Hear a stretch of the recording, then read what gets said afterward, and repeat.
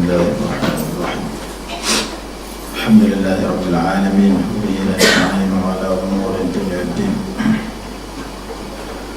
والصلاة والسلام على سيدنا ومولانا محمد أشرف الأنبياء والمرسلين وعلى آله وصحبه أجمعين. سبحانك لا علم لنا إلا ما علمتنا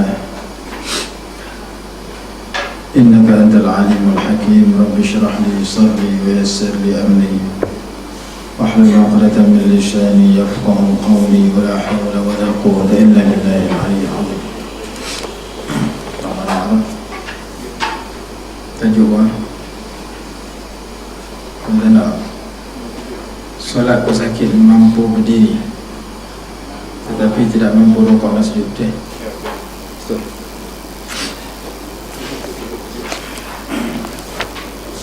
Bismillahirrahmanirrahim. Kita masuk tajuk baru, iaitu sembahyang orang yang mampu berdiri tetapi tidak mampu rukuk dan sujud.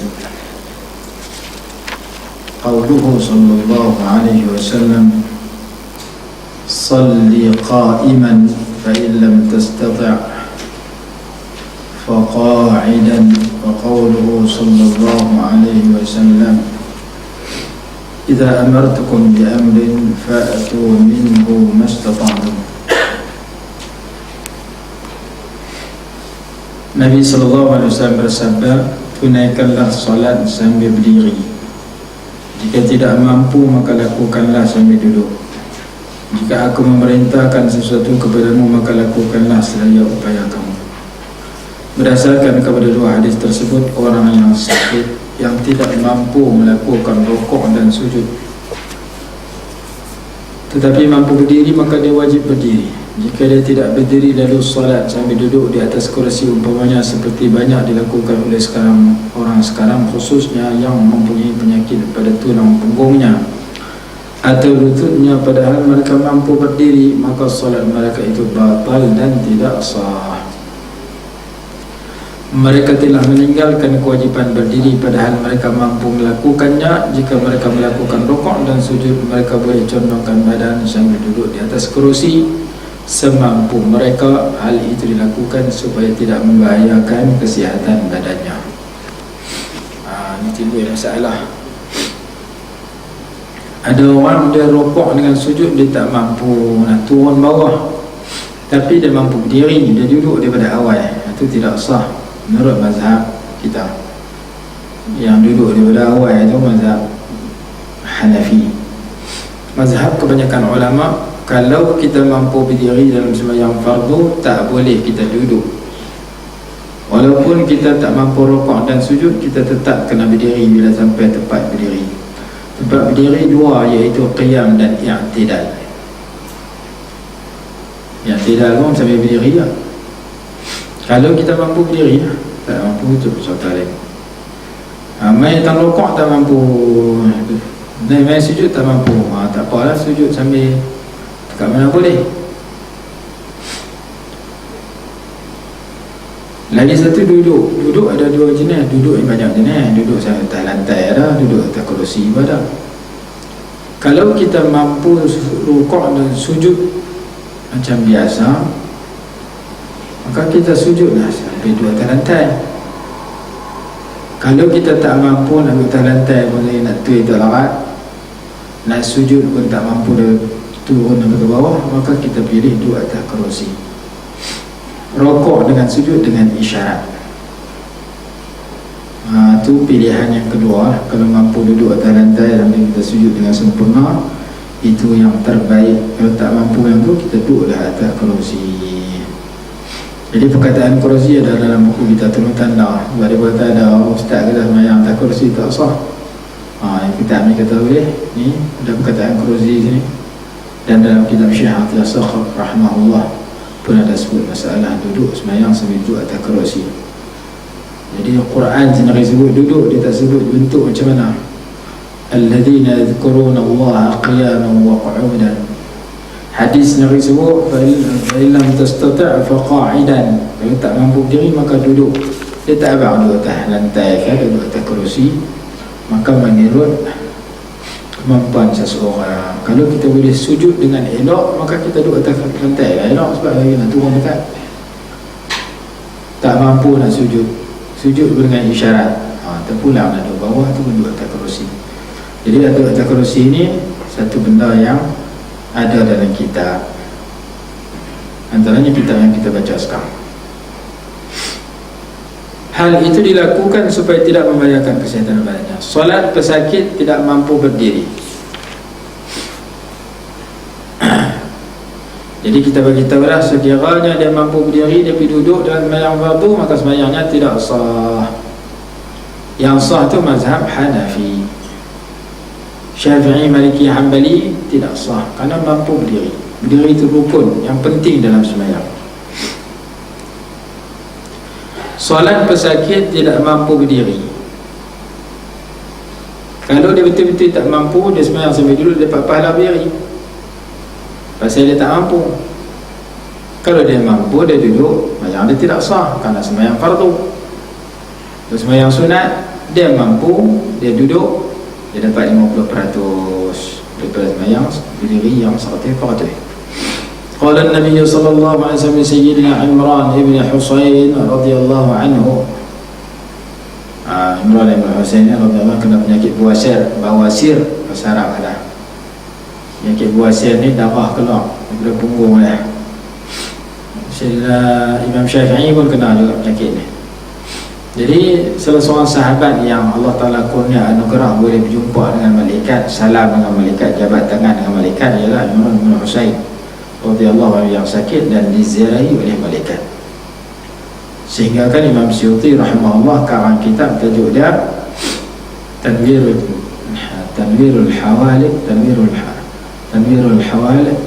Halaq fi jawazi ru'yatin nabiy wal malak. Cerita tentang ada orang melihat Nabi, ada orang melihat malaikat. Boleh tak melihat Rasulullah ni? Melihat dalam mimpi makruh dah, ni melihat cara jaga boleh tak? Ada kata boleh, ada kata tak boleh. Supaya kita tahu, jangan kita kata oh tak masuk akal aku, cara tak ada pun. Hak kata boleh pun ulama besar, hak kata tak boleh pun ulama besar. Jadi kita bukan ulama, biar pergi kat ulama sudah tu di sini. Yang kata boleh Imam Abdul Hasan Asy-Syadzili radhiyallahu anhu, disebut dalam akhir kitab Syama'il Muhammadiyah. Mana dalilnya? Sahabat pun tak pernah jumpa, tak pernah dengar sahabat jumpa jaga-jagaan. Sahabat mereka dah dapat karamah yang mulia, iaitu menjadi sahabat yang paling tinggi dah.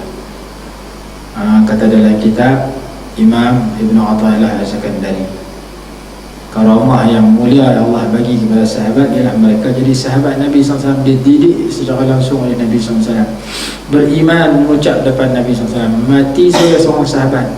Maka karamah orang lain yang ada karamah lepas pada itu, walaupun dapat karamah, mereka tidak setanding dengan sahabat paling tinggi. Maka sahabat kalau tak ada karamah pun tak ada masalah, kerana mereka adalah generasi yang paling mulia yang tidak boleh ditinggi oleh siapa. Dalilnya yang disebut oleh sebahagian kitab ialah peristiwa Isra' dan Mi'raj. Berubahnya semayang 50 waktu kepada 5 waktu hasil pertemuan Nabi SAW yang masih hidup dengan Nabi Musa AS yang telah wafat secara jaga. Tukarnya semayang 50, 45, 40, 35, 30, 25, 20, 15, 10, 5 waktu. Siapa jumpa sama? Nabi Muhammad SAW yang masih hidup. Berjumpa dengan sama? Nabi Musa yang telah wafat. Secara ruhan wa jasadan, secara ruh dan jasad, secara jaga. Itu disebut dalam kitab nama dia Sharihul Bayan. Jadi kat Nabi Musa, Rasulullah bertemu Rasulullah yang masih hidup bertemu dengan Nabi Musa yang sudah wafat, secara jaga menyebabkan bertukar sembahyang dari 50 menjadi 5 waktu. Baik. Imran bin Husain nama dia terkenal dengan sebab dia kena penyakit berwasiat, diziarahi oleh sahabat, oleh malaikat. Benda ni kita mengaji dalam kitab kata ada, sudah kita tak nak jumpa, kita pun tak tahu. Jumpa malaikat ni bukan semua orang boleh jumpa. Allah anugerah kepada mereka. Radhiyallahu anhu. Apa dia kata? Nabi SAW sebut kepada dia, man shalla qa'iman fahuwa afdalu. Ini sembahyang sunat. Sembahyang sunat kalau kita mampu berdiri itulah yang terbaik. Tak mampu duduk. Tapi sembahyang fardu dia kena berdiri. Wa man shalla qa'idan falahu nisfu ajri al-qa'im wa man shalla na'iman ay mubtadi'an falahu nisfu ajri al-qa'id. Yang bermaksud Nabi SAW bersabda kepada Imran ibn Husain radhiyallahu anhu, sesiapa yang menunaikan solat sambil berdiri maka itu lebih afdal, lebih utama, lebih baik. Dan sesiapa yang menunaikan solat sambil duduk maka dia mendapat pahala setengah daripada orang yang berdiri. Ini untuk sembahyang sunat. Kita mampu berdiri saja nak duduk dapat 50%. Contohnya sembahyang tarawih yang sampai 20 rakaat. Contohnya sembahyang duha, contohnya sembahyang tahajud, saja nak duduk. Sedangkan kita mampu berdiri dapat 50%. Kalau duduk pun mampu saja nak sembahyang menyiring dapat 25% daripada orang berdiri. Dia kata apa?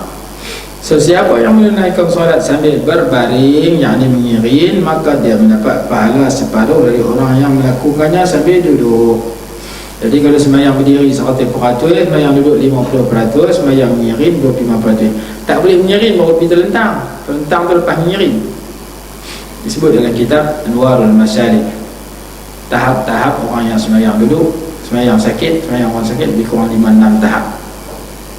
Jadi pilihan terlentang tu pilihan setelah menyiring, menyiring setelah duduk, duduk setelah berdiri. Hadis tersebut berkenaan dengan solat sunat. Ini kena tanda tahu yang hadis kata 100%, 50%, 50% untuk khas untuk sembahyang sunat. Tapi sembahyang fardu jangan nak buat gitu. Sembahyang fardu mampu berdiri duduk batal terus. Sembahyang fardu mampu berdiri dilarang duduk. Yang boleh duduk hanya orang yang uzur.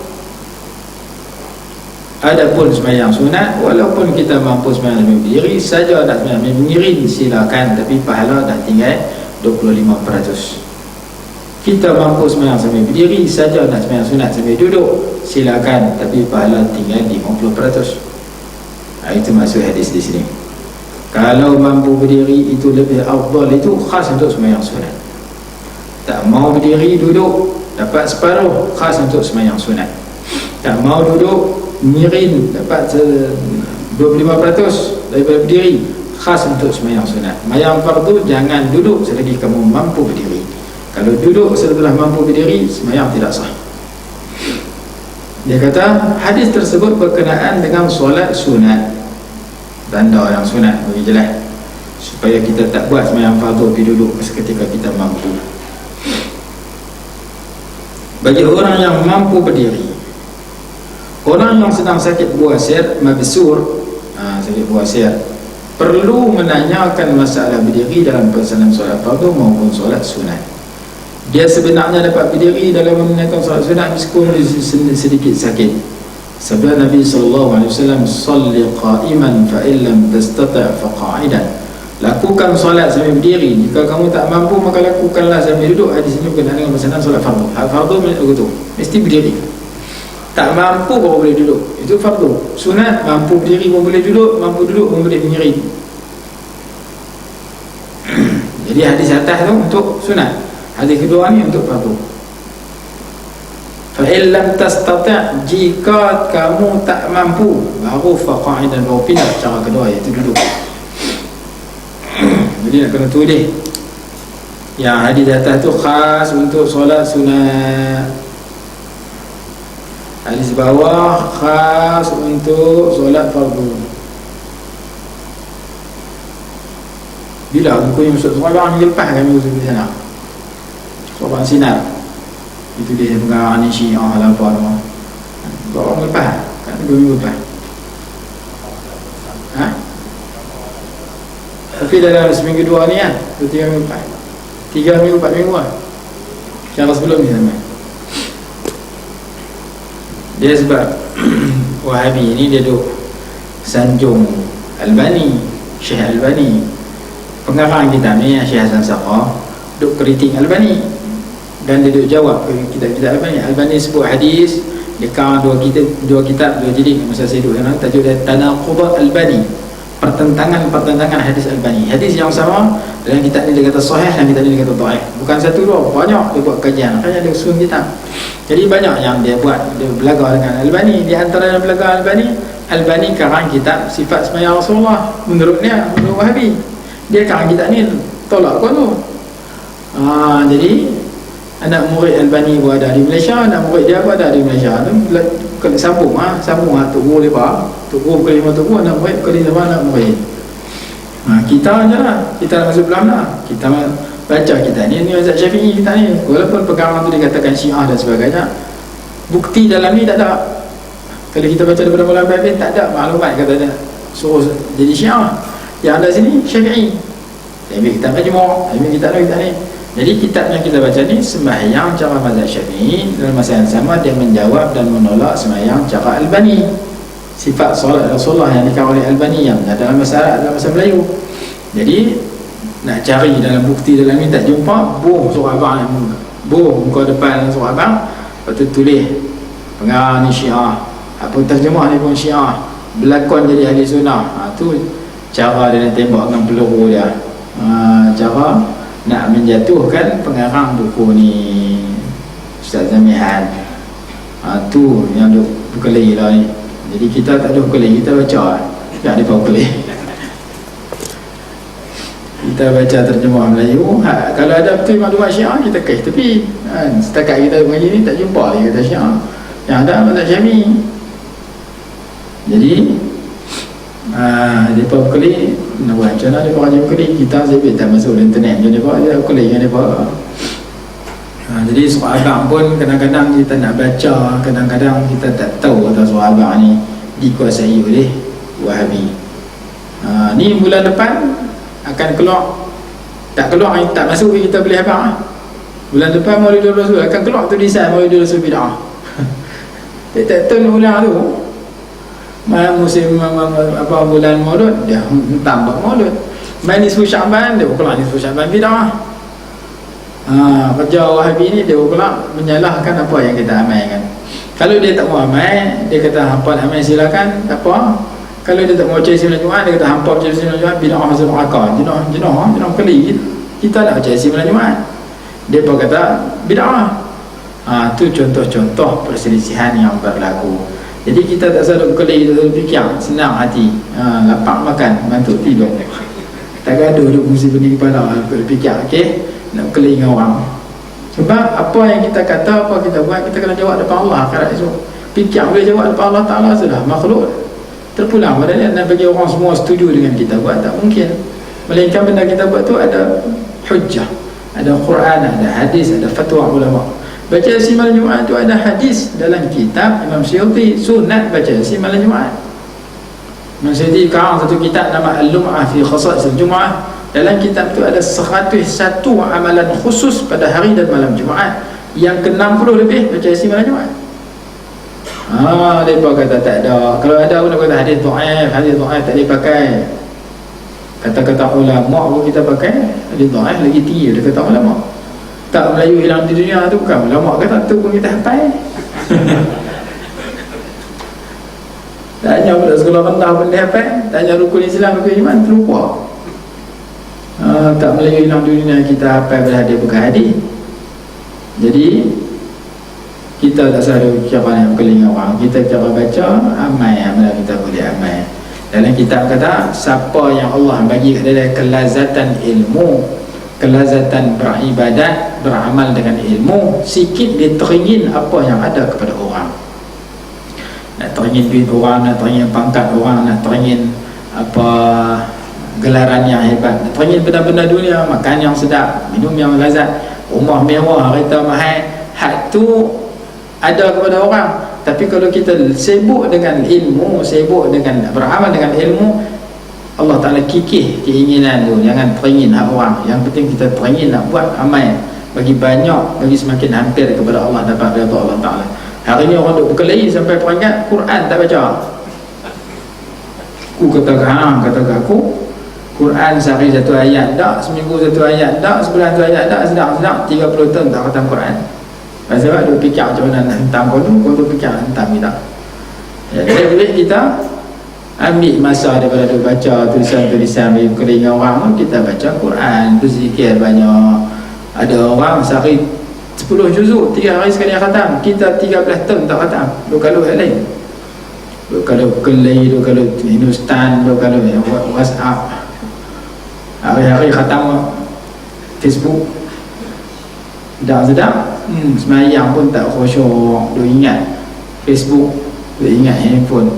Sampai ada orang hantar tulisan dalam WhatsApp, dia kata, aku heran dulu aku baca tulisan, kata orang dulu khatam Quran, lazat dengan Quran, lazat dengan ilmu, tak pi mana duk baca Quran, tak pi mana duk baca kitab, duk menuntut ilmu. Aku kata, betul kamu ni macam baca Quran berpuluh-puluh juzuk sehari, 3 hari sekali khatam, tak masuk akal. Tapi bila aku hidup zaman sekarang, aku tengok orang pegang handphone, aku rasa benda tu tak mustahil, kerana ramai orang yang khatam handphone banyak hari-hari. Asyik dengan handphone di atas kereta pun, steering sebelah, handphone sebelah. Hatta ada orang sambil baca doa kat tangan Amin sebelah, handphone sebelah. Bangkit tidur, handphone keluar, tanda handphone. Jadi aku tengok orang tu pegang handphone sampai asyik terus, tak mau bercakap dengan orang, bini tak boleh, laki-laki tak boleh bini. Aku kata tak mustahil orang dulu asyik dengan Quran sebiji macam orang dulu asyik dengan handphone hari ni. Sebab itu mereka dulu boleh khatam Quran banyak, dan mereka lah boleh khatam handphone banyak. Kerana kelazatan kita tak jemu dengan sesuatu yang kita minat. Orang dulu minat Quran, minat ilmu, mereka tak jemu baca Quran. Kita hari ni minat handphone, tak jemu tengok handphone. Kalau kita yang kat tangan malam ni, siapa bawa handphone, siapa bawa tasbih, tentu bawa handphone banyak. Kelingan saya tadi angkat tangan tasbih. Hatta dalam Masjidil Haram sambil tawaf cakap handphone. Dalam Masjidil Nabawi, dalam Raudhah tepi makam Rasulullah, bunyi macam-macam lagu. Hak teruk lagi, dia kata seorang tu imam mayang lohok, tengah semayang handphone bunyi, satu qaryah dengar masuk mikrofon lagu Abang Beca. Tu imam minat Abang Beca, makmum sangkam tu. Kita kodai, kita tak jalan dah. Bismillahirrahmanirrahim. Jadi buku ni semakin terkenal ni, masuk surabang ni, masuk surabang sinar tu. Ada orang telan terus, lempak terus buku ni. Malam ni aku nak mengaji kat ustaz ni, kata buku ni siapa dah masuk surabang sinar, kata tak betul. Dia tunjuk gambar kalau biru ni, kalau hijau. Buku halang surabang tu kalau biru, ni kalau lain. Mungkin cetakan tak sama. Kalau dia kata apa lagi? Imam Nawawi rahimahullah ta'ala mengatakan, melakukan solat sunat itu boleh ditunaikan sambil duduk meskipun mampu berdiri, cuma pahala separuh, seperti mana hadis tadi. Hal itu merupakan hasil ijma' kesepakatan ulama. Dalilnya adalah hadis-hadis sahih yang telah dikemukakan, tetapi pahalanya setengah dari orang yang melakukannya sambil berdiri, seperti diisyaratkan hadis Imran ibn Husain radhiyallahu anhu. Ini jelas. Kalau tak mampu baru dapat 100%. Dia sembahyang sunat, sepatutnya kena berdiri, dia tak larat berdiri, dia sembahyang sunat sambil duduk, 100%. Kalau yang jadi 50 ni, dia mampu berdiri saja nak duduk, jadi dapat 50 untuk sunat sahaja, fardu tak sah. Jika ada orang yang sakit sehingga tidak mampu menunaikan solat sunat sambil berdiri atau duduk, lalu dia melakukannya sambil duduk atau berbaring, maka pahalanya seperti orang yang menunaikan solat sunat sambil berdiri. Yang sebab dia uzur, dapat pahala macam berdiri, tanpa ada perbezaan pendapat di kalangan ulama. Hal ini sebagaimana solat fardu yang dilakukan sambil duduk atau berbaring kerana tidak mampu berdiri disebabkan sakit, maka pahalanya pun seperti pahala orang yang melakukannya sambil berdiri tanpa khilaf, tanpa ulama selisih. Seperti mana hadis yang saya baca itu, idza marida al-'abdu aw safara kutiba lahu mithlu ma kana ya'malu muqiman sahiha. Apabila seorang hamba itu sakit atau bermusafir, nescaya dituliskan baginya pahala apa yang sering dia amalkan ketika bermukim, dan ketika sihat. Sihat kita rajin pergi surau masjid, sakit sampai mati tak boleh pergi dah, dapat pahala macam mana kita duk pergi selalu. Sihat kita rajin sembahyang tahajud, sakit tak pernah bangkit, sampai mati tak bangkit, dapat pahala sembahyang tahajud tiap malam. Sihat kita rajin baca Quran, sakit tak boleh baca Quran, dapat pahala baca Quran hari-hari. Jadi masa kita sihat, buat amal ibadat banyak-banyak. Esok kita sakit tak boleh buat, Allah bagi pahala free, percuma, tak kena buat, dapat pahala menurut kebiasaan kita. Itu yang pertama. Yang kedua, ketika bermukim kita buat apa? Ketika kita menetap di taman kita, di tempat kita rajin bismillah jemaah. Tiba-tiba kita naik kereta api pergi Kuala Lumpur, naik bas express pergi Kuala Lumpur, terlepas sembahyang jemaah, dapat pahala sembahyang jemaah. Sebab kita duduk di rumah rajin sembahyang jemaah. Benda kita tak boleh buat ketika bermusafir, kita dapat dengan sebab kita rajin buat ketika bermukim. Lepas sembahyang jemaah kita wirid sampai habis, baru baca doa.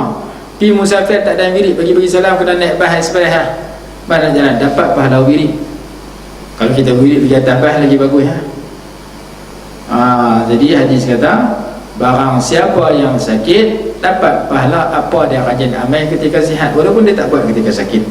Barang siapa yang bermusafir dapat pahala macam mana dia rajin buat ketika bermukim, walaupun dia tak buat perkara itu ketika bermusafir. Dalam beberapa hadis yang sahih, Nabi Muhammad SAW menjelaskan bahawa Allah Subhanahu wa taala menetapkan pahala lengkap bagi orang yang sakit dan tidak mampu berdiri atau tidak mampu melaksanakan ibadah seperti yang biasa dilakukan oleh orang yang sihat.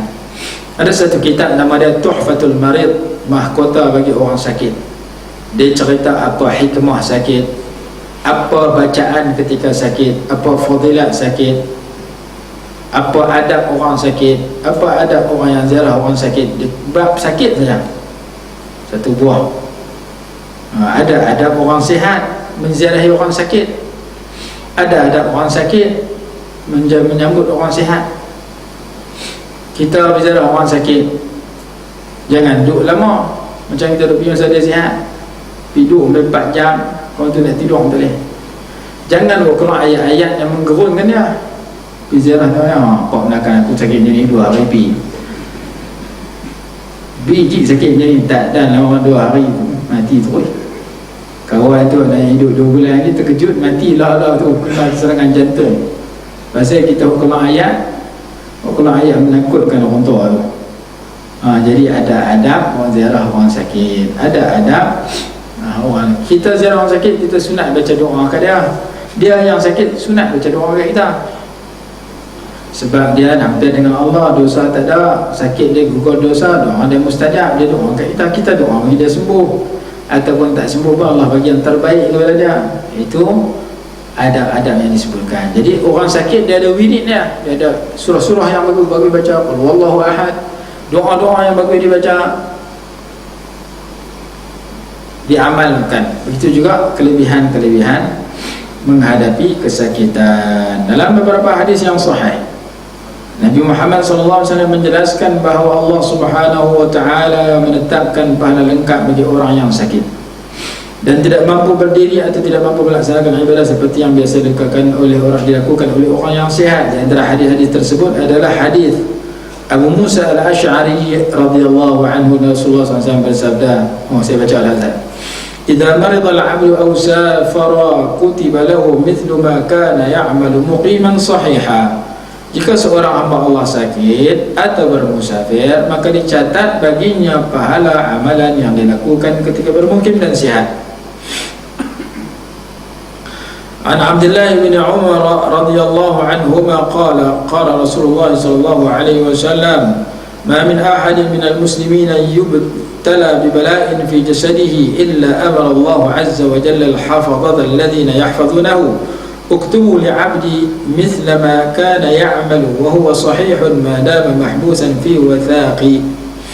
Diriwayatkan juga dari Abdullah bin Umar radhiyallahu anhuma bahawa Rasulullah sallallahu alaihi wasallam bersabda, tidak ada seorang muslim diuji pada jasadnya kecuali Allah SWT memerintahkan kepada al-hafadhah, malaikat penjaga yang menjaganya, catatlah bagi hambaku apa yang biasa dilakukan ketika sihat, selama dia tertahan dalam belenggu ikatanku, selama dia duduk sakit, maka bagi kat dia pahala macam dia duduk buat selalu. Seorang sahabat nama Abdullah bin Ubay bin Ka'ab radhiyallahu anhu. Abdullah bin Ubay itu munafik. Ubay bin Ka'ab radhiyallahu anhu tanya Rasulullah, apa kelebihan sakit? Rasulullah ada gugur dosa. Dia suruh Rasulullah doa bila sakit. Akhirnya dia demam sepanjang hidup, tidak disentuh akan badan, makin terasa panas. Itu ijtihad dia. Dia nak sakit yang bermanfaat, maka dia kena sakit demam yang berterusan, tak lega. Selagi dia demam, selagi itu dosanya gugur. Imam Abdul Razzaq dan Imam Ahmad rahimahumullah ta'ala meriwayatkan hadis dengan sanad yang sahih. Innal 'abda idza kana 'ala tariqatin hasanatin min al-'ibadati thumma marida qila lil malak al-muwakkal bih uktub lahu mithla ma 'amilihi idza kana tariqan hatta utallaqa aw akfathu ilayya. Sesungguhnya jika hamba Allah itu selalu berada dalam jalan yang bagus dalam ibadatnya, mana dia rajin buat ibadat, elok buat ibadat, sempurna, rajin, bagus buat ibadat, lalu ditimpa sakit, maka dikatakan oleh Allah pada malaikat yang diutus, catatlah baginya seperti amal ibadahnya sebagaimana dia sedang sihat, sehingga aku membebaskannya atau aku menggabungkannya pada gabunganku mati nanti. Yani sehingga aku matikan dia. Kalau masa sihat dia duk rajin buat apa? Orang ni bila tua, dia sakit, kadang-kadang dia tak mampu nak buat sempurna macam masa muda. Dia hantar dalam handphone, tulis cerita reunion, pertemuan geng-geng pelajar lama, jumpa umur 25, tanya kerja tak mana, anak orang lah, tu umur 25. Jumpa umur 30, nak tambah tak? Tambah. Orang lah orang. Buat pula pertemuan umur 40, anak boleh tambah orang. Tu soalan tu tak panas. Panas tanya, bini tambah. Tu umur 40. Mai umur 50 dia tanya cucu pula. Boleh cucu orang. Menantu orang mana? Berapa orang menantu? Tu 50. Mai umur 60 dia tanya sakit apa? Jumpa doktor mana? Makan ubat apa? Ubat hospital ke? Ubat klinik? Kau ubat rumah? Dia tanya apa? Geng kita happy lah, happy apa orang? Apa orang happy? Tu soalan umur 60. Naik umur 65, hak tinggal geng kita, hak tinggal apa orang ni? Dia kuih sakan lah, tanya mai waktu 5 jumpa pula lah, hang ada lagi, takut mati dah tu lepas. Mai umur 80 lebih jumpa hang siapa? Dan dia keluar tu tak apa ayah, dan keluar hang siapa tu tak lama lah. Teruk lagi bini dia main ubat, dia tanya hang siapa? Bini dia tak kenal, bini orang dia kenal lah. Bini orang main zirah dia kenal, bini dia main ubat tak kenal. Tu tak lama lah, pasal orang dia tak kenal lah. Perubahan tu berlaku tahap kehidupan manusia. Biasanya bila umur 5-60 orang akan tanya hang sakit apa? Jumpa sama-sama geng, ada berapa penyakit? 2 ke 3 ke 1 ke? Melainkan orang yang payahlah nak jumpa orang yang boleh dapat kesihatan yang bagus, jaga sampai tua tak sakit-sakit, susah jumpa. Saya pernah jumpa ada hamba Allah, dia tak apa, dia alhamdulillah sihat. Dia bagi petua, dia kata amal yang Rasulullah sebut dalam hadis, barang siapa yang memakan madu 3 kali sebulan tidak akan ditimpa penyakit yang berat. Man la'iqa asalan, barang siapa yang menjilat madu atau makan madu 3 kali dalam sebulan, dia tidak akan ditimpa penyakit. Jadi kita malah atau mana pun bagi 10 hari sekali makan madu lebah.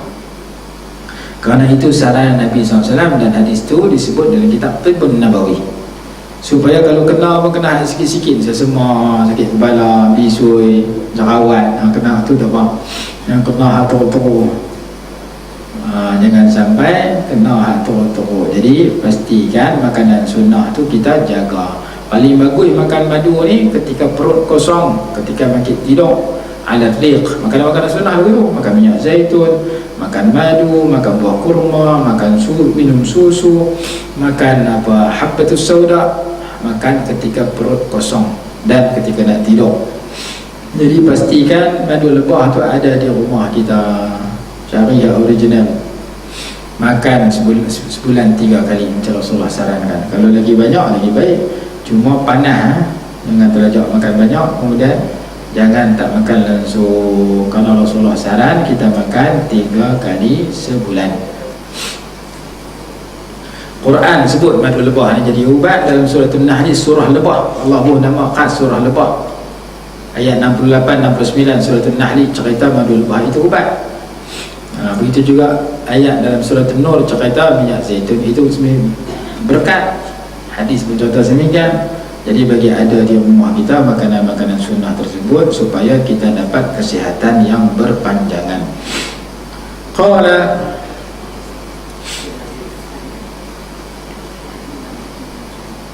an Sayyidina Anas tamam. Baca ya. An Sayyidina Anas baca. Dah. Belum. عن سيدنا أنس رضي الله عنه أن رسول الله صلى الله عليه وسلم قال إذا ابتلى الله العبد المسلم ببلاء في جسد قال للملك اكتب له صالح عمله الذي كان يعمله فإن شفاه غسله وطهره وإن قبضه غفر له ورحمه. Sayyidina Anas radhiyallahu anhu juga meriwayatkan bahawa Rasulullah SAW bersabda, jika Allah menguji seorang muslim pada jasanya, Dia akan berfirman kepada malaikatnya, catatlah baginya pahala amal solehnya yang biasa dilakukan. Jika dia menyembuhkannya, dia akan mandikan dan menyucikan daripada dosa. Dan jika dia matikannya, dia akan mengampuni dosanya dan merahmatinya. Ini kelebihan sakit bagi orang yang muslim, seorang hamba yang baik. Kalau orang jahat kena sakit, yang tu sebagai amaran kena. Hang sakit orang ni yang tak tahan dah, hang nak tahan api neraka lagi tak boleh tahan, hang kena bertaubat pasal hang jahat. Tapi orang baik kalau kena sakit juga, itu penggugur dosa, pengangkat darjatnya. Jadi beza orang baik sakit dengan orang jahat sakit. Apabila Allah uji seorang hamba yang muslim, seorang hamba muslim dengan satu ujian, maka Allah Ta'ala sebut kepada malaikat, apa amalan soleh yang rajin buat ketika sihat, tulis dia. Dia sihat rajin baca Quran, tulis dia rajin baca Quran walaupun dia tak pernah baca lah. Dia sihat rajin main tahajud, tulis dia main tahajud walaupun tak pernah makit tahajud lah. Dia sihat rajin main jemaah, tulis dia main jemaah walaupun dia lumpuh, dia tidur di rumah 6 bulan, 6 tahun, 16 tahun, dapat pahala 16 tahun main di rumah. Cuma kita masa sihat ni lah kita nak bagi lekat ibadat tau. Ulama kata sebahagian manusia Allah bagi kelazatan kepada dia di sudut keduniaan. Lazat makan sedap, tambah lagi sepinggan, jadi 2 pinggan, sedap lagi 3 pinggan. Kalau makan tak sedap, semulut kita tak telan, kita loh balik. Makan basi, loh. Awak tak telan, awak tak tambah, basi jamu aku, tak boleh makan. Bila makanan tu tak sedap, tak gaduh habang, mulut kita loh sendiri. Tapi bila kena makanan sedap habis pinggan, tu tambah sepinggan, tu tambah sepinggan. Minum pun sama. Bila kita minum sedap, kita pun tak hilang haus lagi, masih ada, kita tambah lagi segelai. Kereta pun sama. Ibu kita naik motor, lepas tu kita syok naik kereta, beli kereta, ada kereta lagi mahal, beli mahal lagi. Duit ada lagi, beli lagi mahal. Kita tambah kereta 2-3 biji, kita mahalkan kereta yang telah kita miliki, murah kerana mahal itu lebih syok naik daripada hak murah. Rumah pun sama. Kita lagi mahal rumah kita beli, lagi kita percantikkan rumah kita, peredokkan rumah kita. Rumah ke, pakaian ke, kenderaan ke, harta ke, duit, yang tu boleh kata orang pakat suka belaka. Quran pun sebut demikian, zuyyina lin-nasi hubbus syahawati minan nisa'i wa sampai habis. Tapi kesukaan kepada benda tu kadang-kadang berkongsi antara kita dengan orang kafir. Bahkan orang kafir lebih daripada kita kadang-kadang. Makanan dia lebih mahal daripada kita, kereta dia lebih mahal daripada kita, rumah dia lebih mahal daripada kita, duit dia lebih banyak daripada kita. Kita nak pergi beli makanan naik kereta dia naik terbang tu pergi shopping, pergi Paris tu, pergi London. Saya pergi London, tanya lauk apa mahal, saya kong ikan keli goreng 3 pound, 3 kali 7 21 ringgit duit Malaysia. Melemu dia baru bayar. Mahal. Duduk sana set baik pergi seminggu, kalau pergi sebulan dia belum. Jadi orang kafir kadang-kadang lebih daripada kita di seluruh dunia, tapi mereka tak mengucap, kita mengucap. Itu kelebihan Allah Ta'ala bagi kat kita. Kemudian orang yang mengucap tu pula dia ada tahap yang tak sama. Ada setakat mengucap sembahyang tak dok langsung, malas sembahyang 5 waktu. Ada mengucap dekat sembahyang 5 waktu, sunat tak pernah buat. Puasa dekat bulan Ramadan, puasa sunat tak pernah ambil tahu.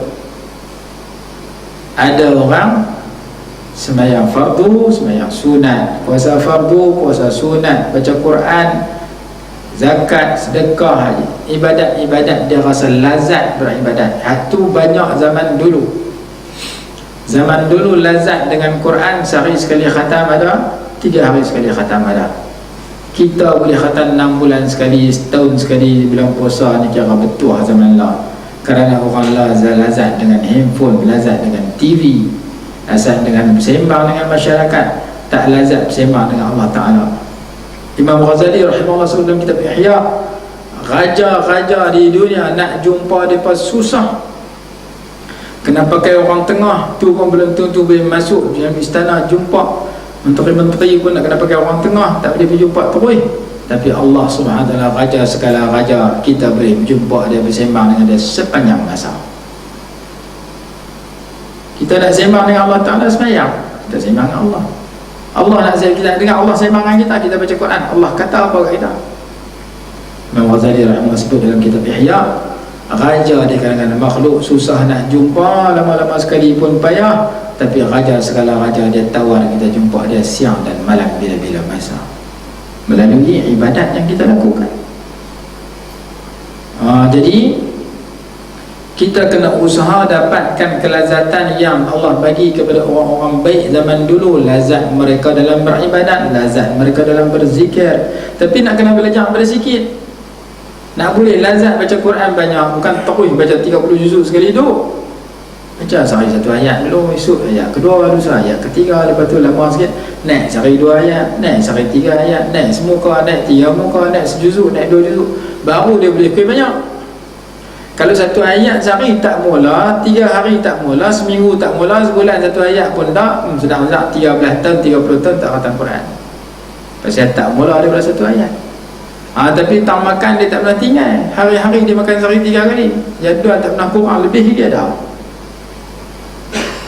Tak pernah kita jumpa orang kata hari ni aku makan sekali. Wah, lupa nak makan. Makan sehari 3 kali, dia ada jadual tetap. Sarapan hari ni, tengah hari ni, malam hari ni. Tengah malam tidur tak lena, boleh keluar pukul 2 pagi pergi nasi kandang. Cari burger lebay. Burger pondok, burger lebay. Kes 12 makan burger ni. Makan tak kurang pada 3 kali, 4 kali, 5 kali tak apa. Yang penting jadual makan aku ada hari-hari. Pasal apa tak jadual baca Quran hari-hari macam kita jadual kita makan. Jadual makan sehari 3 kali, baca Quran sehari sekali cukup, sehari 1 ayat, 2 ayat. Lepas tu esok sambung. Kalau kita boleh buat begitu, dalam masa 13 tahun kita khatam Quran. Oleh kerana kita tak buat begitu, 30 tahun tak khatam Quran. Tengok TV ada jadual, tidur ada jadual. Jadual tidur malam waktu ni, jadual tidur siang ketika khutbah Jumaat. Dengan kuliah, tengah kuliah mesti tidur sekarang. Jadual tidur kita ada, jadual makan kita ada. Pasal apa tak ada jadual untuk berzikir? Kita baca dalam kitab tafsir, sa'atun yakhlu fihi rabbahu. Kita kena ada satu saat berkhalwat dengan Allah Subhanahu Wa Taala, satu saat dengan makhluk, satu saat dengan diri kita sendiri. Jadi kita sendiri kena tidur dengan makhluk, dengan bini kita, dengan anak kita, dengan masyarakat, dengan Allah Ta'ala kena ada.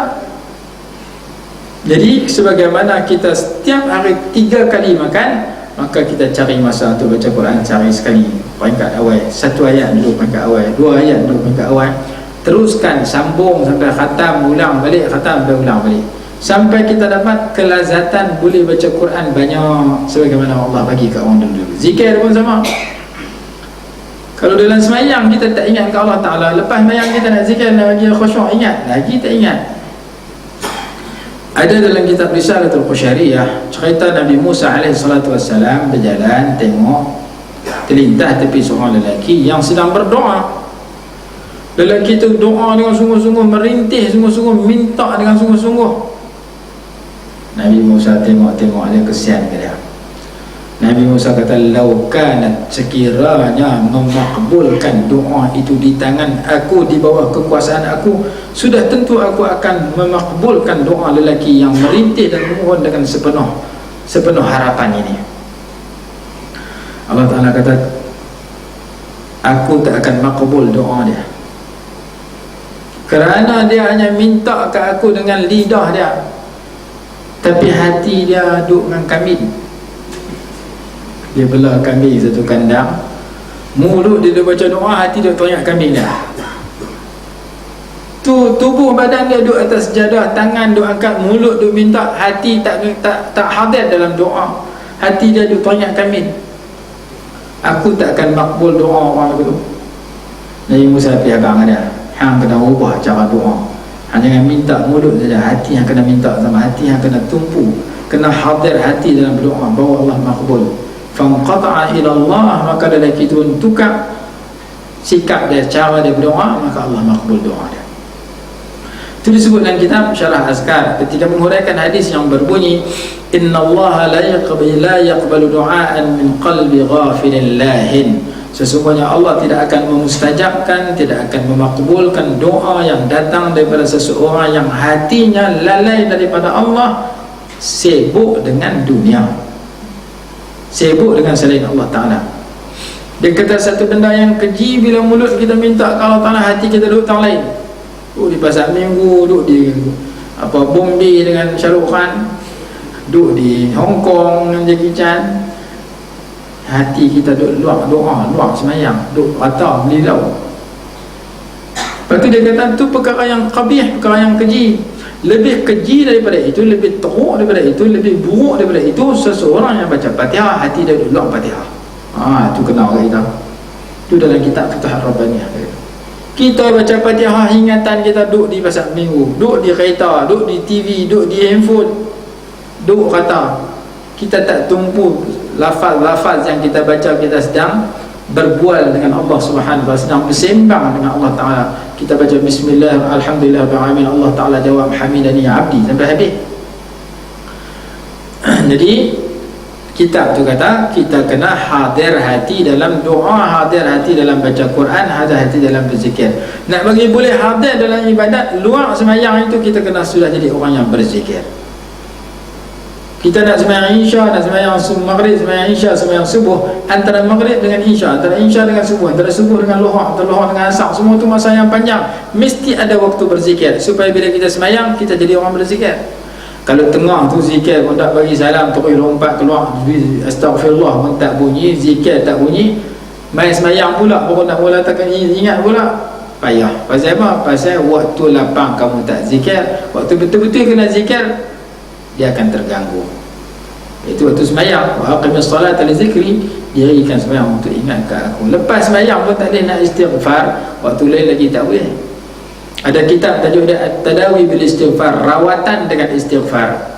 Imam Abu Hasan Asy-Syadzili rahimahullah, dia kata, kalau kamu berasa berat nak buat ibadat, kalau kamu buat ibadat pun berasa payah nak khusyuk, kamu banyakkan bertaubat dan istighfar. Mudah-mudahan Allah ringankan kamu untuk ibadat dan tambah kebaikan dalam ibadat, tingkatkan kualiti ibadat kamu. Perbanyakkan istighfar dan taubat. Istighfar taubat ni bila-bila masa, di sebarang masa dan tempat, kecuali tempat-tempat yang terlarang. Tempat terlarang dalam tandas, jangan duk pergi astagfirullah dalam tandas. Dalam tong sampah, lompat terjun dalam tong sampah, duk zikir dalam tu, jangan. Tengah khutbah Jumaat, jangan duk beristighfar, jangan bertaubat. Masa tu kena tumpu kepada khutbah yang disampaikan. Lebih-lebih lagi pada 4-5 tempat saya sebut hari itu. 1, lepas sembahyang. 2, waktu sahur. ketiga lepas keluar tandas, keempat ketika tutup majlis. Empat ni lebih digalakkan istighfar dan bertaubat.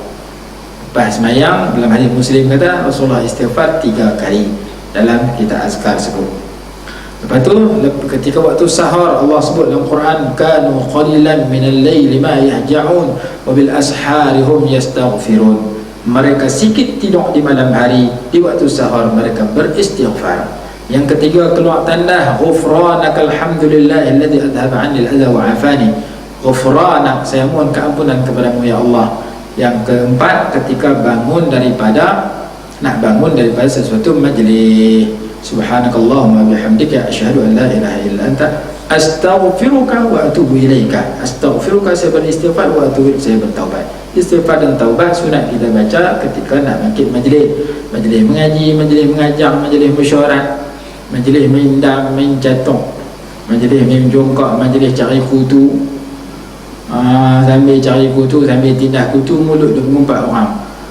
Lepas nak bangkit tu, nak balik rumah, baca subhanakallah wa bihamdika. Ada orang buat kerja tu, kira tu wali sakan. Dan Allah ni mana ada orang baca tu, bangkit pi gitu kan. Sebarang majlis yang kita duduk, sunat kita tutup majlis itu dengan istighfar tu sebelum kita bangkit. Tu 4-5 tempat yang lebih digalakkan. Satu lagi tempat yang disebut dalam kita azkar, barang siapa nak tidur, dia baca istighfar 3 kali. Astaghfirullahalladzi la ilaha illa huwal hayyul qayyum atubu ilaih. Ataupun tambah sikit lagi, astaghfirullahal-azim alladzi la ilaha illa huwal hayyul qayyum atubu ilaih. Ataupun huwal hayyul qayyum atubu ilaih. 3 kali baca sebelum lena. Allah Ta'ala bagi 4 kelebihan. Kelebihan yang pertama, diampunkan dosa-dosanya sekalipun dosa-dosanya itu seumpama buih di lautan. Buih dalam laut tak boleh bilang. Dosa banyak buih itu pun kan Allah ampun, dosa kecil kalau kita istighfar 3 kali. Yang kedua, walaupun dosa-dosanya seumpama bintang di langit, bintang di langit pun tak boleh bilang. Banyak yang kita boleh bilang matahari dengan bulan. Tu pun musim tak pilihan raya. Pilihan raya bulan banyak tak boleh bilang juga. Habis pilihan raya 3 bulan 1 boleh. Jadi matahari dengan bulan boleh bilang, matahari bintang tak boleh bilang. Dosa kamu banyak, bintang pun Allah ampun. Syarat dia 3 kali baca sebelum tidur. Kelebihan yang ketiga, dan sekalipun dosa kamu umpama pasir di Alij, satu tempat yang banyak pasir di negara Syam, kalau dosa kamu banyak pasir pun Allah ampun dosa kamu. Kelebihan yang keempat, sekalipun dosa-dosa kamu itu misla adadi ayyamid dunya, seperti bilangan hari-hari di dunia ini. Daripada mula Nabi Adam turun sampai kiamat, tak tahu nak bilang berapa hari dalam dunia ni, berapa bilion hari dalam dunia ni. Dosa kamu tak boleh nak bilang, macam bilangan hari dalam dunia pun Allah ampun dosa kamu. Dengan syarat kamu baca 3 kali sebelum tidur. Kita dapat ni balik amal, habaq kat anak cucu. Aku dapat ilmu baru, Nabi baru tahu, tidak aku baca lama lah. Istighfar tu kita dah baca lepas semayang. Cuma kena abang rajukkan, tidak apa kata ni ajaran mana pula ni. Dosa pasiang lah, bintang lah, buih lah, buah mai tak mana. Balik buka kitab Al-Azkar Imam Nawawi, bacaan sebelum tidur. Dia buat hadis tu. Hadis sunat baca 3 kali sebelum tidur, Allah ampun dosa. Walaupun dosa kita tak boleh nak bilang dengan sebab terlalu banyak. Tapi dosa apa? Dosa kecil. Dosa besar kena bertaubat, kata ulama. Qala, kitab kita tak berjalan ni. Sambung kitab tu. Bismillahirrahmanirrahim. Dia kata mujahadah salat. Jika Allah Subhanahu wa ta'ala mencatatkan pahala yang sempurna bagi orang yang sakit, yang tidak mampu berdiri, lalu dia mendirikan solat sambil duduk, ini berarti jika dia memaksa diri untuk mendirikan solat sambil berdiri, maka pahalanya melebihi pahala orang sihat yang mendirikan solat berdiri. Dia mampu, dia sakit, tiba-tiba dia paksa berdiri juga, maka pahalanya lebih daripada orang yang sihat yang berdiri. Ada orang berketak-ketak berdiri, ada orang sampai tua sihat ni, Imam Abi Syuja' umur 100 tahun lebih, sihat. Tanya dia macam mana boleh sihat, dia kata aku jaga anggota aku ketika muda, lalu Allah jaga anggota aku ketika tua. Masa muda aku jaga tak buat dosa, lah aku tu Allah jaga bagi tak sakit. Itu kata Imam Abu Syuja', yang Allah bagi kesihatan walaupun umur dia sudah lanjut dewasa, lanjut usianya. Rawat Sayyidah Aisyah radhiyallahu anha anna Rasulullah sallallahu alaihi wasallam qala ma min imri'in takunu lahu salatun bilailin faghalabahu 'alayha nawmun illa kataba Allah lahu ajra salati wa kana nawmuhu sadaqatan 'alayhi. Ini kelebihan sembahyang tahajud. Tiap-tiap malam sembahyang tahajud, tiap malam sembahyang tahajud, malam tu dia niat sembahyang tahajud, tak jaga subuh dah, dapat pahala macam dia sembahyang tahajud.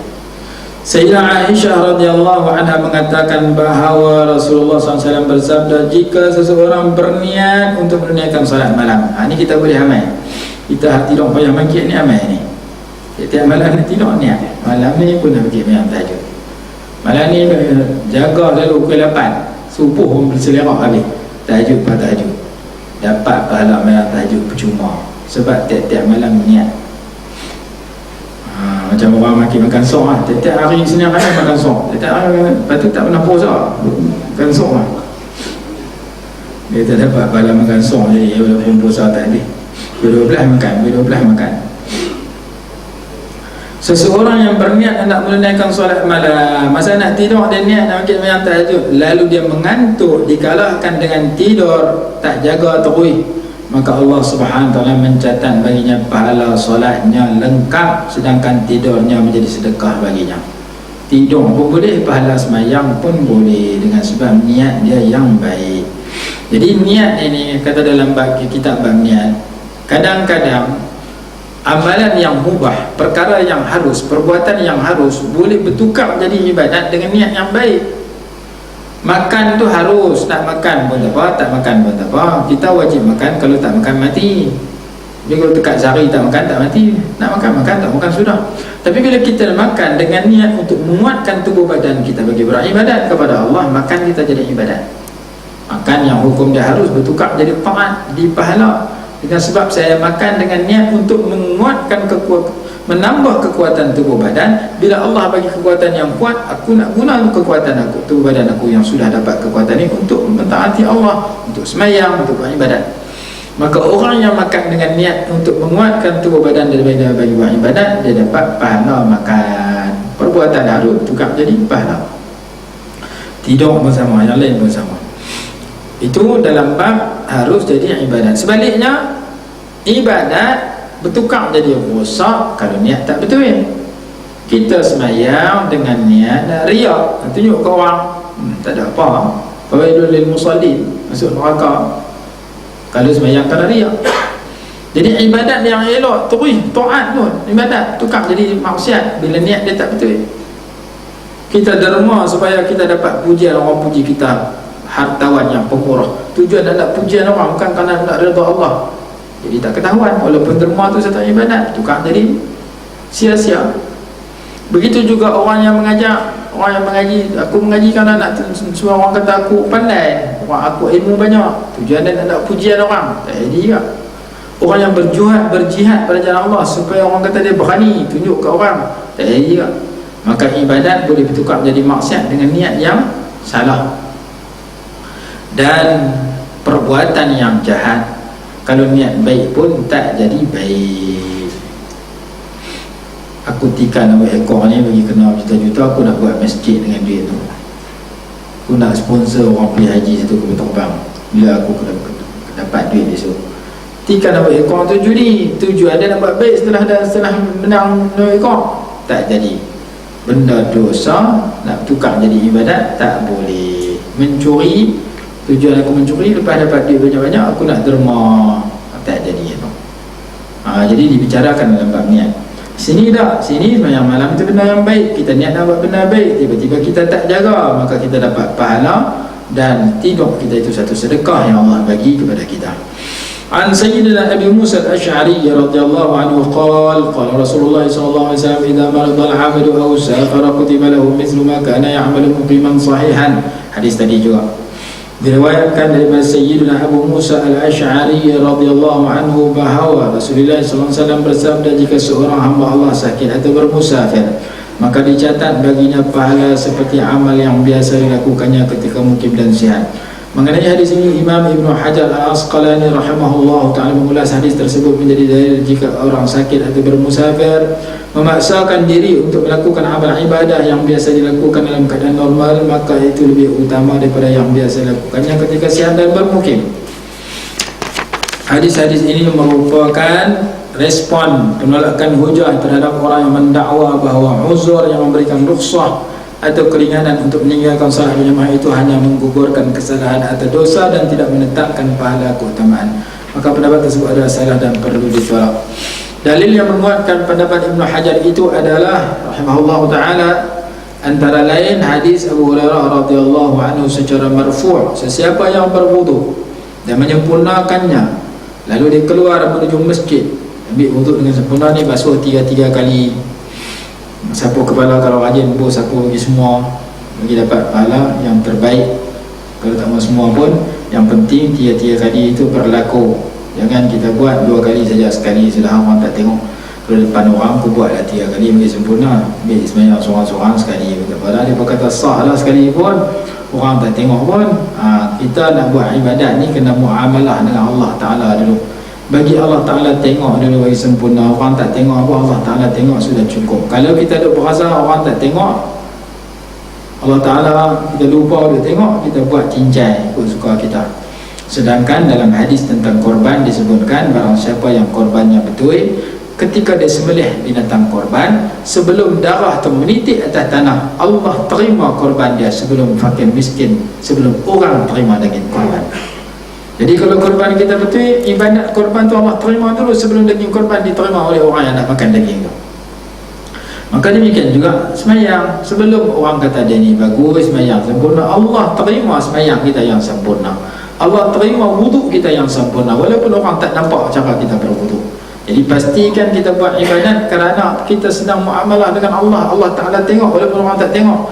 Maka ketika kita berwuduk dan beli air seorang-seorang, kita basuh 3 kali. Depan orang pun 3 kali, tepi kolah di surau masjid. Ketika duduk dan beli air, tak ada siapa tengok pun 3 kali. Kerana ini amalan sunnah Rasulullah. Allah Ta'ala suka, Rasulullah suka. Walaupun orang tak nampak, aku kena buat bagian sempurna supaya Allah suka ke aku. Itu cara kita nak buat ibadat, supaya kita tak buat cincai, tak buat sekali saja, buat 3 kali. Kata dia, memberikan, menyempurnakan, berwuduk dan menyempurnakan. Lalu dia keluar menuju masjid, kemudian dia mendapatkan orang ramai setelah selesai menunaikan salat, maka Allah akan memberinya pahala seperti orang yang telah hadir di masjid dan melakukan salat, tak berkurang dari pahalanya sedikit pun. Riwayat Imam Abu Daud. Mana nak berarti As-Subki Al-Kabir berkata dalam kitab Al-Halabiyat, sesiapa yang telah membiasakan mendirikan solat dengan berjemaah, lalu dia mendapat keuzuran, halangan, lalu dia mendirikan solatnya sendirian, yakni munfarid, maka dicatat baginya pahala solat berjemaah. Oleh kerana dia uzur tadi buat sembahyang jemaah, selalu duduk sembahyang jemaah, tiba-tiba dia kena sembahyang seorang, dapat pahala sembahyang jemaah. Dan siapa yang tidak mempunyai kebiasaan menunaikan solat berjemaah, tetapi dia berkehendak menunaikan solat berjemaah, kemudian terhalang lalu menunaikan solat sendirian, maka dia akan mendapat pahala sesuai dengan keinginannya. Hak kedua, dia jarang buat, cuma dia niat, tiba-tiba tak boleh pergi sembahyang jemaah, dapat pahala dengan sebab niatnya tadi, meskipun azamnya untuk menunaikan solat jemaah. Ini kerana perbuatannya masih belum dikira niat, tetapi itu baru keinginan azam belaka. Demikian dari Fathul Bari yang menjelaskan hadis Imam Bukhari rahimahullah ta'ala. Saya berpendapat bahawa dalil yang paling jelas yang menguatkan pendapat Imam Subki Al-Kabir itu adalah hadis yang berbunyi, sesungguhnya seorang hamba jika dia punya kebiasaan ibadah yang bagus kemudian dia sakit, maka dikatakan kepada malaikat yang diutusnya, catatlah bahawa hamba itu pahala seperti ketika dia merdeka, yakni tidak terikat oleh sesuatu halangan. Kita perhabis tajuk ni, tajuk solat sambil berbaring. Disebutkan dalam sebuah hadis yang sahih, anna Nabiy sallallahu alaihi wasallam qala, man shalla na'iman falahu nisfu ajri al-qa'id Nabi SAW bersabda, sesiapa yang menunaikan solat sambil tidur, sambil mengiring, berbaring, maka dia mendapat pahala setengah dari yang melakukan solat berbanding solat sambil duduk. Imam Bukhari setelah meriwayatkan hadis tersebut mengulas tidur yang dimaksudkan dalam hadis tersebut menurutku adalah berbaring muttaji'an. Jadi Imam Bukhari kata muttaji'. Ulama kita kata jangan pergi muttaji' lagi, jangan muttaji' itu maknanya mengiring. Ittija', mengiring. Jadi sebelum terlentang mengiring dulu. Tidak sembahyang saya mengiring. Tak boleh mengiring baru terlentang. Itu terlentang pilihan setelah mengiring. Jangan tak boleh duduk terus terlentang. Tak, yang tu lepas dulu tu. Dibicarakan tahap-tahap tu sampai 5-6 tahap itu dalam kitab Anwarul Masalik. Dalam hadis lain Imam Bukhari rahimahullah meriwayatkan bahawa anna Nabi sallallahu alaihi wasallam qala salli qa'iman fa in lam tastati' fa qa'idan fa in lam tastati' fa 'ala janbin. Nabi SAW bersabda, solatlah sambil berdiri, jika tidak mampu maka solatlah sambil duduk, duduk jika tidak mampu maka solatlah sambil berbaring. Ala jambin makna mengiring, jam sebelah. Gangguan dalam shaf, ini tajuk baru ni.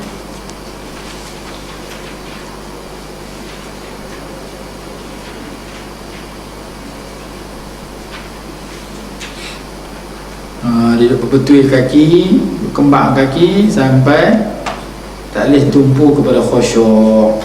Ini pun salah satu pada masalah yang perlu kita ketahui. InsyaAllah ni kita belajar akan datang.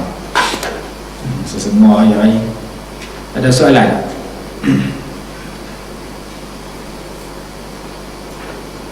Bab yang kita mengaji malam ni,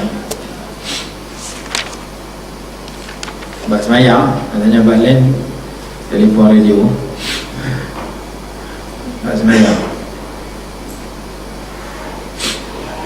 Tak ada faham semua.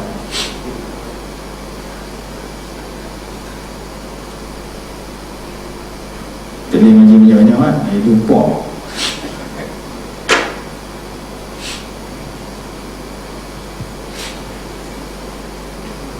Kat pukul 9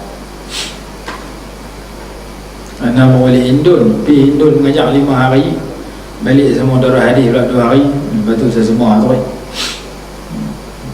rehat. Dia mengajak pagi, tengah hari, petang, malam. Ada yang hari mula. Lepas tu pagi, petang, malam. Pagi, petang, malam. 5 hari, 5 malam. Selalu saya pergi Syanuddin mai sini. Ni dia beritahu kat saya. Saya kata hari ni dia suruh saya pergi, saya tak boleh pergi. Sebab dia suruh pergi 20. Saya kata saya tak boleh pergi 20 pasal saya ada mesyuarat fatwa 23. Jadi saya nak pergi 24. Dia pun ambil tiket hantar 24. Hari mula saya mengajak, dia tak ada. Petang saya mengajak, saya tengah mengajak, dia sampai. Tu dia lah. Kalau tahu dia balik, saya pakai tak pergi awal. Saya abang macam mana dia boleh balik. Dia kata saja dia pergi ada. Akhirnya saya mengajak, dia duduk ada sampai balik. Ni saya balik main. Dia hari ni dia main Malaysia. Balik sama Darul Hadis pula 2 hari. 2 hari hari Selasa, Rabu tu sampai lah. Jadi mau pun nak mula berehat. Hari ni pula apa program. Pagi tadi kuliah subuh, tengah hari tadi kuliah sebelum Jumaat, lepas tu khutbah Jumaat. Ni malam ni di sini. Esok kuliah Duha pula. Jadi saya berhenti awal sampai 2 ni.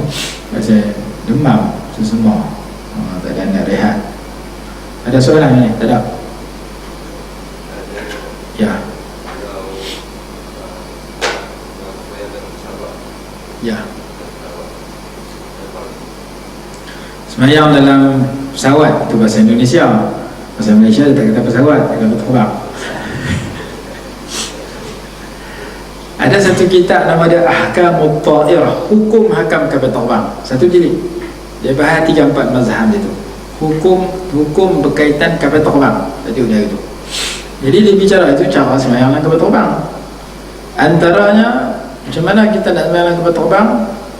Cara yang paling baik sekali, yang ni yang saya duk amal, pergi ambil ijazah semayang, minta kat pramugari bilik semayang.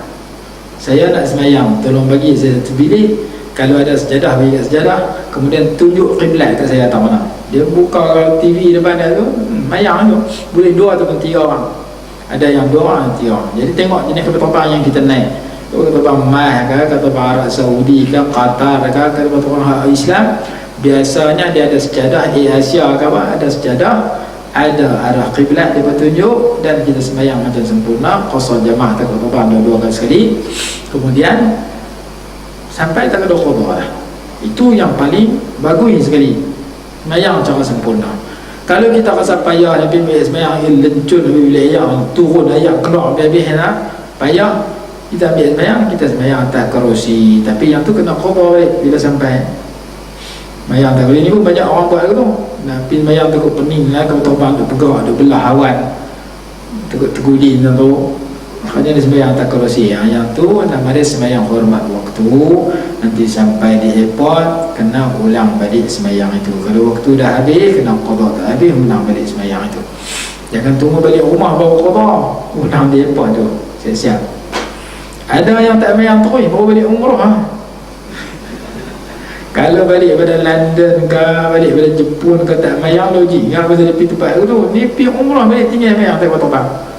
Duduk di Mekah Madinah tu, doa sungguh-sungguh, peluk Kaabah, aku nak balik bertobat dan menjadi orang baik. Naik kapal terbang tak bayang tu. Itu betul masalah lah. Kalau boleh sembahyang cara pertama itu yang terbaik, tak boleh cara pertama, pilih cara kedua, sembahyang hormat waktu. Boleh ambil sembahyang, ambil sembahyang. Tak boleh sembahyang, tak apa ya sembahyang. Yang penting yang tu kena ulang balik. Tiba-tiba dia balik-balik tak sembahyang, dia kata payah nak sembahyang tak terbang. Time makan dia jaga. Dia lena sepanjang jalan. Time makan orang main makanan jaga. Habis makan tidur balik. Makan dia tak tunggu qada, sembahyang tak tunggu qada. Jadi ada orang balik Mekah haji umrah dah tuang sembahyang tak terbang, tak sembahyang terus. Tapi time makan dia tak pernah miss. 3 kali dia terbang jamu, 3 kali dia telan. Tapi time sembahyang tak jaga, magit-magit telan, tidur balik. Mungkin dengan sebab dia tak tahu bahawasanya sembahyang boleh tak terbang dengan cara sedemikian. Lepas tu masalah waktu pula. Cara waktu mana? Tanya pramugari ke? Tanya pramugara. Ni masuk waktu apa lah ni? Sembahyang apa di sini? Dia kata negara ni kita lintas ni waktu lohor, ni waktu subuh, ni waktu asar. Sembahyang mengikut waktu yang dia abang. Kalau dia tak boleh abang, kita saya pun tak tahu, saya pun tak sembahyang. Kita kena kira waktu kita naik kapal terbang tadi. Kita naik kapal terbang di Kuala Lumpur nak pergi Mekah. Kita naik pukul 3 pagi. Mula terbang 3 pagi. Di Kuala Lumpur masuk subuh ke apa? Pukul 6. Berarti kita duduk kapal terbang dah 3 jam, kita sembahyang subuh setelah duduk terbang. Jadi 2 cara nak masuk waktu. Cara pertama mengikut waktu tempatan. Kalau kita boleh kenal pasti melalui soalan kita kepada pihak yang bertugas di kapal terbang tu. Dan biasanya dia boleh abang. Kalau kapal terbang Saudi, kalau dia boleh abang. Dia boleh abang waktu apa? Dia boleh tunjuk arah kiblat. Dia tengok dalam TV tu. Kalau tak boleh abang, berpandukan kepada tempat yang kita tinggalkan. Waktu sembahyang tu pukul apa, masuk ke apa. Jadi kena tanya sembahyang jalan. Macam kami balik pada London dulu, singgah di Abu Dhabi, kena tanya Abu Dhabi masuk waktu mana, dia apa abang. Jadi sembahyang terbang tak perlu qada dah kalau kita sembahyang dengan sempurna. Sebagaimana kita sembahyang di rumah kita, iaitu qasar jamaah 2 rakaat. Pastikan ayat sembahyang ambil lengkap. Ayat sembahyang tak perlu ambil 3 kali, ambil sekali. Tak perlu ambil yang sunat, ambil yang wajib. Basuh muka sekali, tangan sampai siku sekali, sapu kepala sekali, basuh kaki sekali. Cukup. Banyak-banyak air lencur ke terbang. Basuh yang wajib sudah. Kalau nak basuh 3 kali sekali yang sunat, buat di tempat kita, di rumah kita je. Ayam melimpah. Tangan terbang tadi guna ayam banyak. Jadi kita ada pakai gelas. Kalau ada gelas, tahan, basuh muka sekali, tangan sampai siku sekali, 3 lah. Sapu kepala, sikit ni ayam, basuh kaki. Jadi nak gunanya muka, tangan, kaki. 3 tempat guna ayam. Muka 1, tangan 2, kaki 2. 5 anggota ni saja. Sekali cukup. Sebab duk takut terbang tak ada guna ayam banyak, takut lincun habis kapet-kapet. Lepas tu dia tak pergi masuk dah. Pergi sembahyang tu, buat macam di Malaysia, buat macam di rumah kita, basuh 3 kali, komok pula, luah pula, orang nak beratur masuk tanah. Basuh kaki pula, cedok ayam, pergi basuh di bawah, lencun keluar pintu terbang, pintu tanah. basah habis macam nak beli tiap pramugari yang kita. Jadi ketika itu, ketika suasana yang mendesak, maka kita basuh sekali muka, tangan sampai siku sekali, kaki sapu kepala sekali, basuh kaki sekali, cukup. Sat ni habis semayang, terus habis semayang 2 rakaat kosong jamak siap-siap, tak gaduh ulang dah. Itu cara yang saya buat dan cara yang terbaik supaya kita sampai, kita hanya ambil barang, tak boleh cari surau orang. Kalau tak semayang juga sampai tu orang tunggu cari barang, dapat barang lambat tolong, kita pergi cari surau lalu semayang qada balik, kita tinggal tak potong waktu tu. Itu cara yang kedua. Jangan tunggu sampai rumah baru nak qada. Itu kalau semayang hormat waktu tu tak semayang terus. Jadi yang terbaik semayang macam biasa dengan bantuan pramugari-pramugara yang bertugas. Wallahu a'lam. Bismillahirrahmanirrahim. Alhamdulillahirabbil alamin wassalatu wassalamu ala sayyidina Muhammad wa ala alihi wa sahbihi barik wasallam. Allahumma anfa'na bima 'allamtana wa 'allimna ma yanfa'una warzuqna 'ilman yanfa'una bi rahmatika ya arhamar rahimin. Rabbana atina fid dunya hasanatan wa fil akhirati hasanatan wa qina 'adzaban nar. Sallallahu ala sayyidina Muhammad wa ala alihi wa sahbihi wasallam. Alhamdulillahirabbil alamin.